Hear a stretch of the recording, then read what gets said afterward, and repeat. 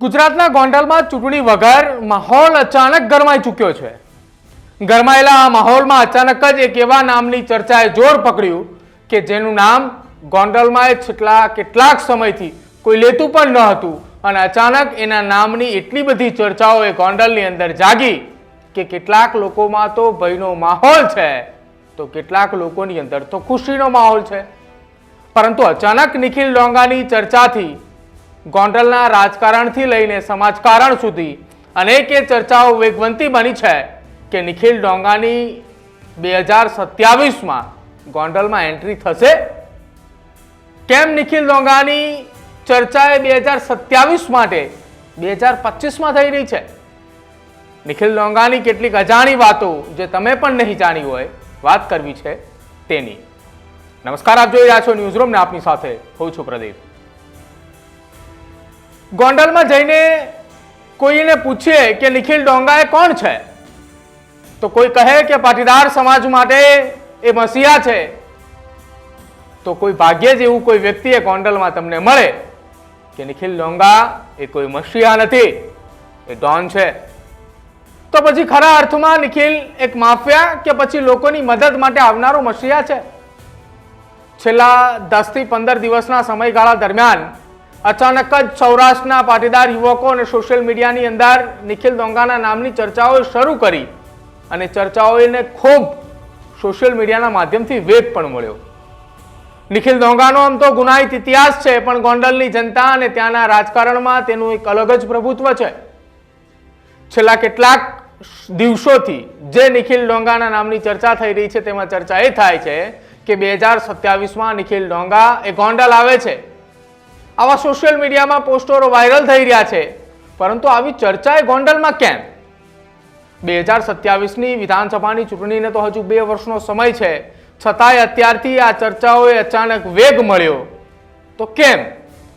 તેની ચર્ચા અત્યારે ખૂબ એ ગોંડલ અને સૌરાષ્ટ્રની અંદર ચાલી રહી છે।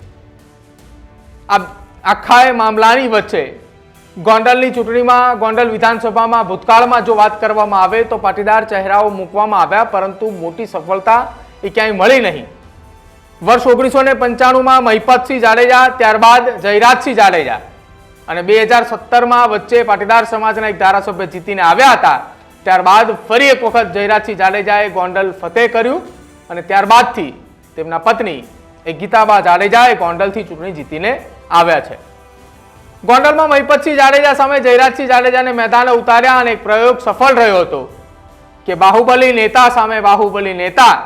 અને હવે અત્યારે પણ પાટીદાર સમાજના યુવાનો એવું જ વિચારી રહ્યા છે કે જયરાજસિંહ જાડેજા સામે નિખિલ ડોંગા, પરંતુ આ નિખિલ ડોંગા કોણ છે? કેમ બાહુબલી નેતા જયરાજસિંહ જાડેજાની સામે નિખિલ ડોંગાને ઉતારવાની ચર્ચાઓ ચાલી રહી છે?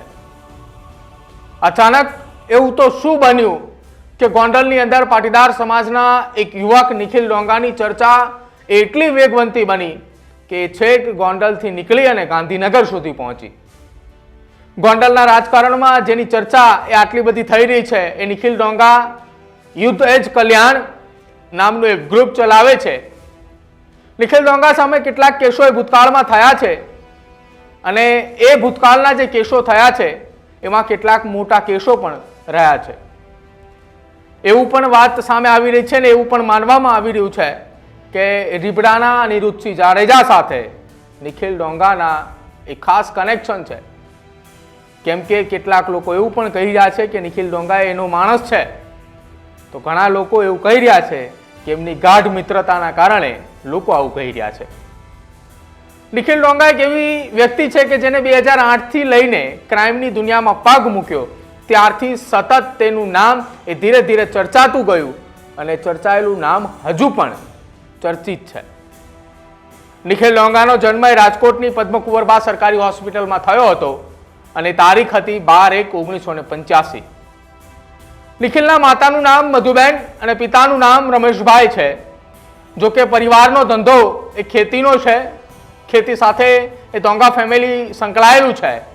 જો કે ગોંડલના એ મૂળ પોતે વતની છે, પરંતુ નિખિલે ગોંડલની અંદર જ ધીરે ધીરે એ પોતાનું નામ એ વધતું ગયું આગળ અને વધેલું નામ એ ગોંડલની બહાર નીકળીને સમગ્ર ગુજરાત અને ત્યારબાદ ગુજરાતની બહાર પણ તેના નામની ચર્ચાઓ થવા લાગી કે એક પાટીદાર સમાજનો યુવક એ નિખિલ ડોંગા છે. નિખિલ ડોંગાને લોકો અલગ અલગ રીતે ઓળખવા લાગ્યા. આમ તો નિખિલે પોતાના અભ્યાસની શરૂઆત એ ધોરણ 1 થી 7 એ ગોંડલની અંદર એ તન્ના સ્કૂલની અંદર ભણ્યા. ત્યારબાદ ધોરણ 8 એ ગોંડલની જ માધવ સ્કૂલની અંદર તેને અભ્યાસ કર્યો. ત્યારબાદ ભણવાનું મૂક્યું અને હીરાના કારખાનામાં એ કારીગર તરીકે તેમને કામ કરવાની શરૂઆત કરી અને થોડા સમય બાદ તેમનું જીવન એ બદલાયું.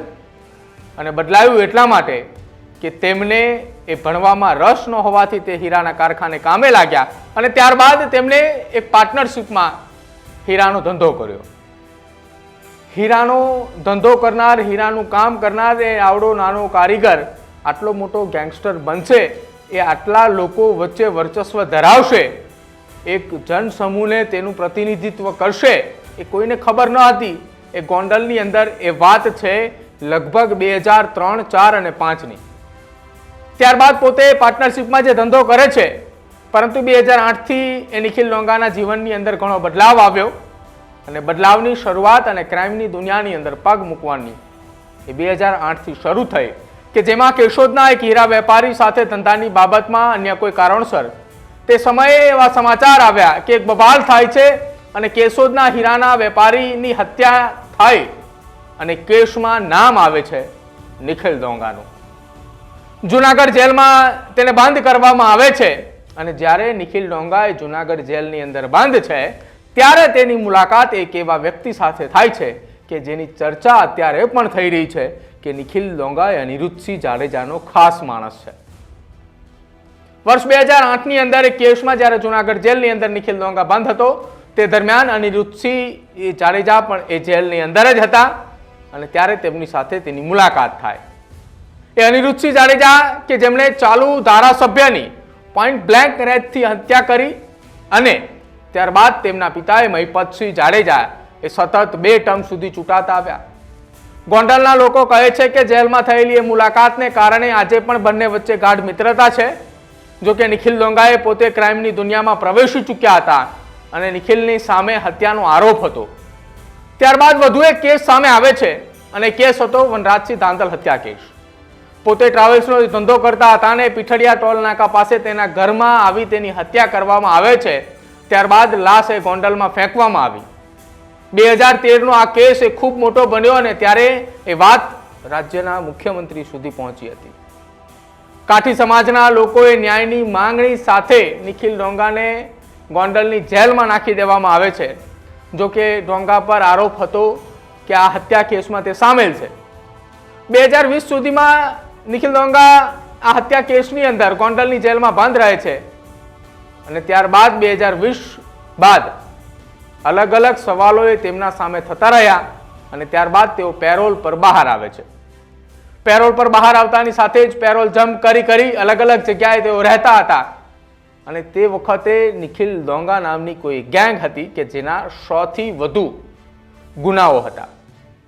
જ્યારે તેઓ ગોંડલમાં હતા ત્યારે ભજ્જા પાર્ટીના સમાચાર સામે આવે છે અને ગોંડલ જેલમાં તેમનું રાજ ચાલે છે અને ગોંડલ જેલમાં તેમ કહેવાય તે કહે તેમ થાય તેમ માનીએ તો નવાઈ નહીં. એ ચર્ચા એ 2020ની આસપાસ થતી હતી અને ત્યારબાદથી તેમને સાબરમતી જેલમાં મૂકવામાં આવે છે. સાબરમતી જેલમાં હતા આ દરમિયાન તેમના પર ગુસ્સીખોટનો આરોપ લાગ્યો અને તેને ત્યાંથી સીધા જ ભુજની જેલમાં શિફ્ટ કરવામાં આવે છે. ભુજની જેલમાં નિખિલ ડોંગા બંધ હતો ત્યારે સારવાર માટે એક દિવસ હોસ્પિટલ લઈ જવામાં આવે છે અને ત્યાંથી તે ભાગી જાય છે. ત્યારબાદ નિખિલ ડોંગા ગુજરાત બહાર પણ નીકળી જાય છે અને પોલીસે તેને પકડવા માટે છેક નૈનીતાલ સુધી પહોંચે છે અને ત્યાંથી નિખિલ ડોંગા પકડાય છે અને ત્યારબાદ તેને ભુજની પલારા જેલમાં લાવવામાં આવે છે. થોડો સમય ત્યાં રાખ્યા બાદ નિખિલ ડોંગાને ફરી એક વખત સાબરમતી જેલમાં લાવે છે અને ત્યારબાદ નિખિલ ડોંગાને જામીન મળે છે. નિખિલ ડોંગાને જ્યારે જામીન મળે છે ત્યારે શરત આધારિત જામીન હતા કે નિખિલ એ સૌરાષ્ટ્રની અંદર પ્રવેશ નહીં કરી શકે અને જ્યારે નિખિલ ડોંગા જેલમાં હતો ત્યારે તેમના મિત્રોએ 2018માં યુદ્ધ એજ કલ્યાણ નામના એક ગ્રુપની શરૂઆત કરી હતી અને 2018થી તે અલગ અલગ લોકો માટે કામ કરી આવ્યું છે. લોકો માટે કામ કરવાની વાત જ્યારે આવે છે ત્યારે યુદ્ધ એજ કલ્યાણ ગ્રુપ એ સુરતની અંદર આગળ આવે. એ પછી વિદ્યાર્થીઓની ફી ભરવાની હોય, બ્લડ ડોનેશન કેમ્પ કરવાના હોય, એ અંગદાન હોય કે પછી મધ્યમ વર્ગના લોકોની મદદ કરવાની હોય, આ બાબતે તેઓ કામ કરતા રહ્યા છે. અને છેલ્લા કેટલાક સમયથી યુદ્ધ એજ કલ્યાણ ગ્રુપ સતત સુરતની અંદર ખૂબ ચર્ચામાં છે. હવે આ ચર્ચાની વચ્ચે ગોંડલની અંદર 2027માં નિખિલ ડોંગા એ વિધાનસભા લડવા માટે આવે છે અને નેક્સ્ટ ગોંડલ MLA નિખિલ ડોંગા નામના પોસ્ટરો સોશિયલ મીડિયામાં વાયરલ થાય છે. ગોંડલમાં આજની તારીખે પણ જો જયરાજસિંહ જાડેજાના પરિવારને ટક્કર આપી શકે તો પાટીદાર આગેવાન અને પોતે સામે એવા જ ગુનાહિત ઇતિહાસ ધરાવતો હોય એવો નિખિલ ડોંગાને લોકો યાદ કરી રહ્યા છે. નિખિલ ડોંગાએ આજ સુધી એક પણ નિવેદન નથી આપ્યું કે પોતે ચૂંટણી લડવા ઈચ્છે છે.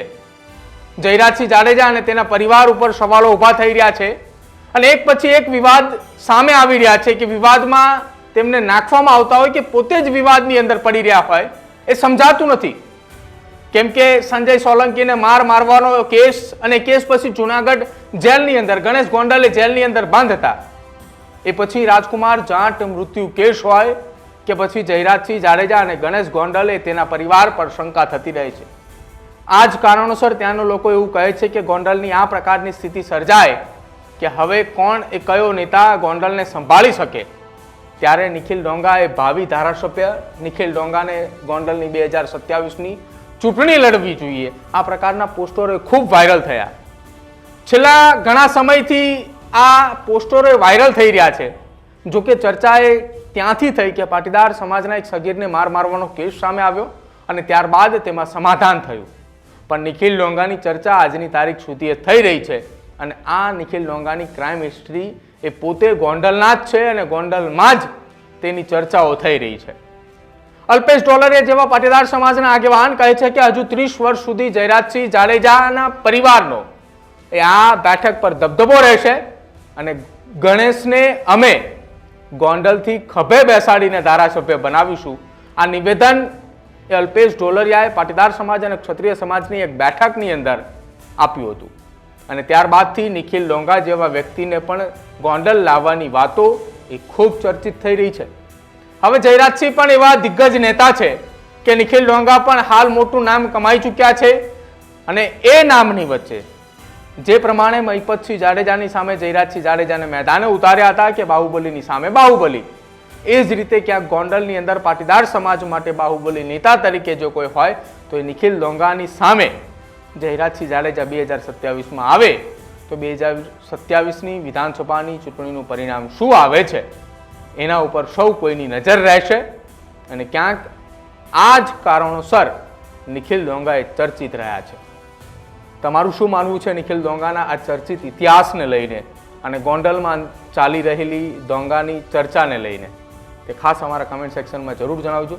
જોતા રહેજો ન્યૂઝરૂમ. નમસ્કાર.